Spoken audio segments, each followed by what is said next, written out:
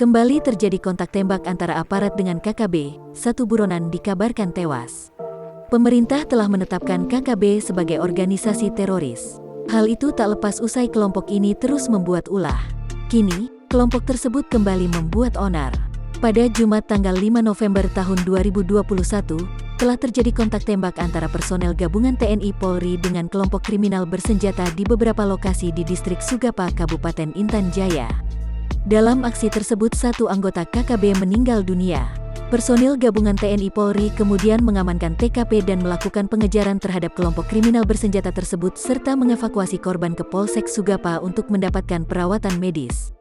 Kasatgas Humas Nemangkawi, Papua, Kombes Pol Ahmad Mustafa Kamal mengatakan saat ini 2 personil yang terkena rekoset telah mendapatkan perawatan medis dan akan dievakuasi ke Kabupaten Mimika untuk mendapatkan perawatan medis lebih lanjut. Hingga kini situasi di Kabupaten Intan Jaya aman terkendali serta aktivitas penerbangan di Bandara Bilorai berjalan lancar.